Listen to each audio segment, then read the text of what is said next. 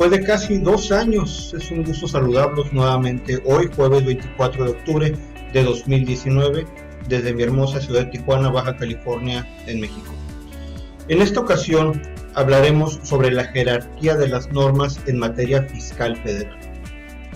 Así que empecemos porque el sistema jurídico en México tiene sus cimientos en un ordenamiento fundamental, que es nuestra Constitución.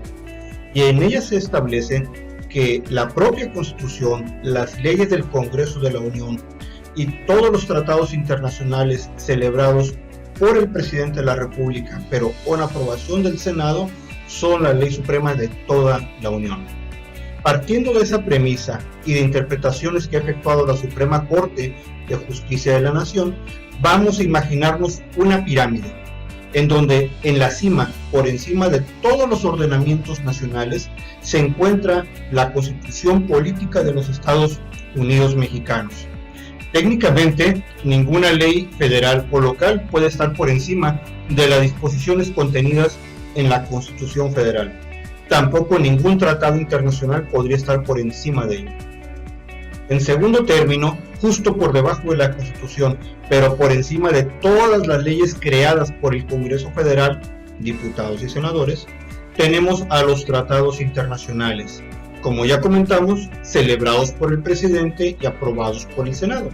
Pero cuidado, no cualquier convenio o tratado internacional tiene esa jerarquía. Insisto, solo son aquellos que estén firmados por el presidente y aprobados por el Senado. Solo entonces este tipo de tratados tendría la jerarquía de la que estamos hablando. Como ejemplo, en materia comercial, tenemos a los tratados de libre comercio.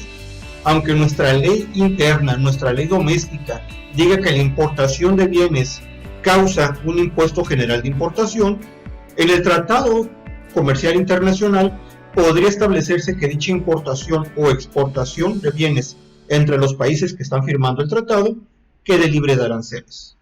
Es decir, tratado me deja libre de arancel lo que una norma interna me grava. Otro ejemplo, pero ahora en materia fiscal, con esa misma característica, son los convenios para evitar la doble tributación e impedir la evasión fiscal, que tiene firmado el gobierno mexicano con varios gobiernos de otros países. Cumpliendo con algunos requisitos básicos de aplicación, podemos hacer caso omiso a lo que diga una ley fiscal mexicana. Por ejemplo, si un prestador de servicios independiente, honorarios, que sea residente de los Estados Unidos de América, viene a México a prestar un servicio, a devengar un honorario, nuestra ley doméstica, nuestra ley del impuesto sobre la renta, dice que debemos de retenerle nosotros como prestatarios un 25% del impuesto. Es decir, en lugar de pagarles todo su honorario completo, le quitamos 25% para entregárselo al fisco federal. Es una simple retención y entero.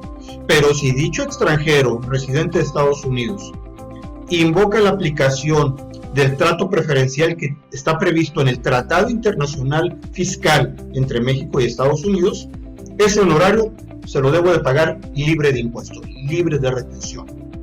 Y claro, ese mismo tratamiento tendría un mexicano que fuera a prestar servicios independientes a Estados Unidos. Ese tratado internacional es una ley, equivale a una ley común entre ambos países.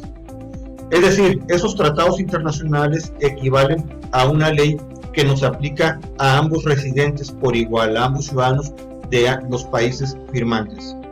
Claro, quienes invoquen la aplicación de ese tratado fiscal internacional deberán demostrar que efectivamente son residentes para efectos fiscales con ese otro país. Tiene sentido.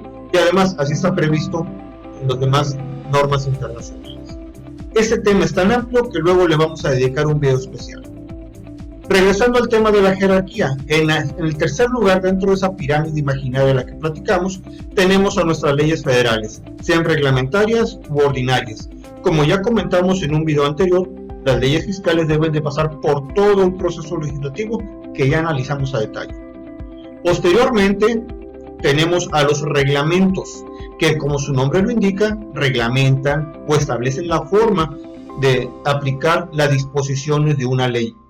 El reglamento en materia fiscal, pues siempre va ligado a una ley fiscal. Esta es una facultad del presidente de la República. por lo que no puede establecer disposiciones o cargas adicionales a los que están previstos en la ley. Como ya dijimos, la ley emana del Congreso de la Unión, de todos nuestros representantes como ciudadanos, mientras que el reglamento emana de una persona, del titular del Ejecutivo Federal, del presidente de la República. Dicho en términos coloquiales, la ley tiene más peso y más poder que el reglamento. Por lo tanto, el reglamento no puede ir más allá de lo que diga la ley. Y claro, en materia fiscal pues tenemos un reglamento de la ley del impuesto sobre la renta o un reglamento de la ley del impuesto al valor agregado. Después de los reglamentos en esa pirámide de la que estamos platicando, tenemos lo que en México se conoce como la resolución miscelánea fiscal, que no es otra cosa más que un conjunto de reglas que publica cada año el Servicio de Administración Tributaria, el SAT. Desde luego que esta miscelánea fiscal no puede establecer cargas adicionales a las que ya se contengan en un reglamento, en una ley y por supuesto mucho menos de lo que diga la Constitución. Solo debe de servir para facilitarnos a nosotros los contribuyentes cumplir con las disposiciones previstas en un reglamento o en una ley.